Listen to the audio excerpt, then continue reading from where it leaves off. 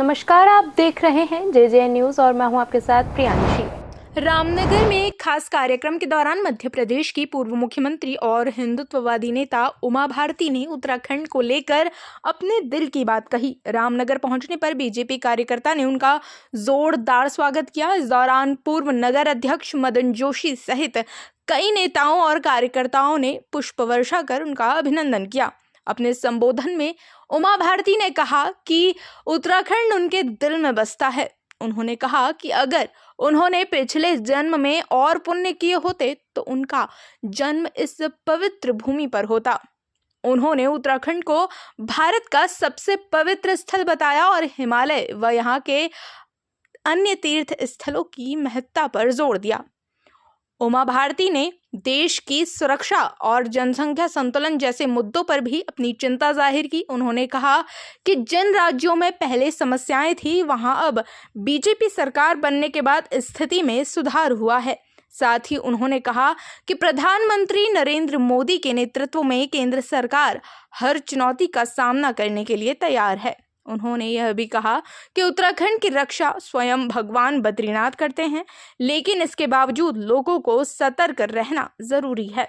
अपने बयान में उन्होंने बताया कि उन्हें उत्तराखंड की धरती से ही जानकारी मिली कि बीजेपी 3 राज्यों में पूर्ण बहुमत से जीत हासिल कर चुकी है। फिलहाल उनके इस बयान को लेकर राजनीतिक माहौल में चर्चा तेज हो गई है। बंगाल की जीत की खुशियां लेके उत्तराखंड से निकल रही हूँ और अब उत्तराखंड की महाजीत की प्रतीक्षा है। और मेरे लिए पूरा देवभूमि उत्तराखंड, चाहे कुमायूं हो चाहे गढ़वाल, ये मेरे हृदय में बसते हैं और मैं यहाँ के देव स्थानों के सहारे ही अपना जीवन की सांसें लेती हूँ। इसलिए ये तो मेरी सांसों में बसा है, उत्तराखंड की प्रगति हो, उत्तराखंड खूब आगे बढ़े और अभी और आगे बढ़ेगा और दुनिया की जीडीपी में उत्तराखंड का बहुत बड़ा योगदान होगा। इतनी खूबियां उत्तराखंड के अंदर हैं। मदन भाई, मध्य प्रदेश की पूर्व मुख्यमंत्री साध्वी उमा भारती उत्तराखंड के दौरे पर हैं और आज रामनगर आपके कार्यालय पहुंची, स्वागत हुआ, किस प्रकार का उत्साह है? देखिए, पूर्व मुख्यमंत्री उमा भारती जो कि हिंदुत्व की फायर जो है ब्रांड नेता हैं और आज रामनगर में हमारे कार्यालय रानी की तोड़ी से कार्यालय पर रुकी तो सभी महिला मोर्चा और सभी भारतीय जनता पार्टी के कार्यकर्ताओं ने फूल माला से उनका जोरदार स्वागत किया और उन्होंने सबको पश्चिम बंगाल की अभूतपूर्व जीत पर बधाई दी, शुभकामनाएं दी हैं और सभी लोगों ने हर्षोल्लास से उनका स्वागत किया।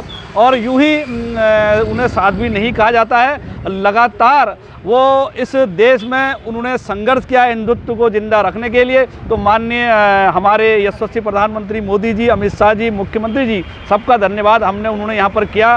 उमा भारती जी ने सभी को शुभकामनाएं है। ये अवसर पश्चिम बंगाल की जीत पर उन्हें सबको बधाई दी है और पार्टी का निर्देश भी है कि मंगल, बुध, बृहस्पतिवार तक 3 दिन हमने जो है उत्सव मनाना है। तो ये उत्सव का दिन था, उसी उत्सव में उमा भारती जी हमारे मध्य आई।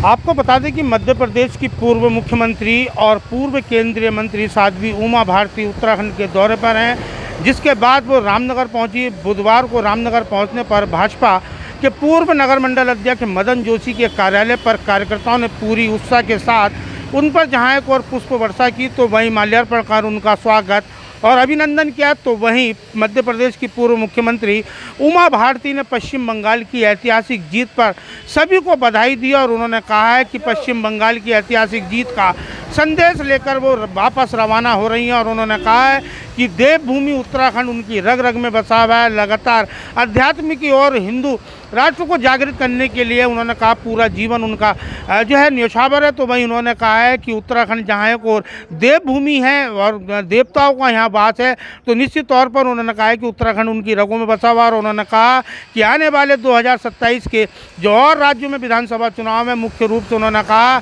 कि उत्तराखंड में फिर जो है भाजपा की पूर्ण बहुमत के साथ सरकार बनेगी, ऐसी उनको प्रतीक्षा है।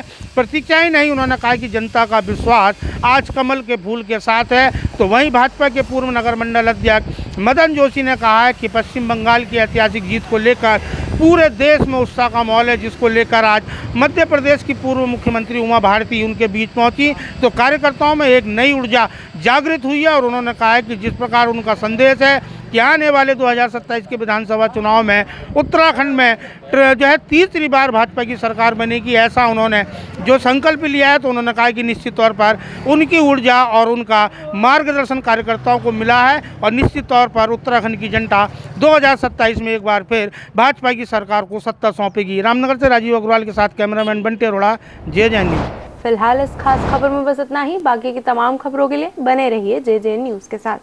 धन्यवाद।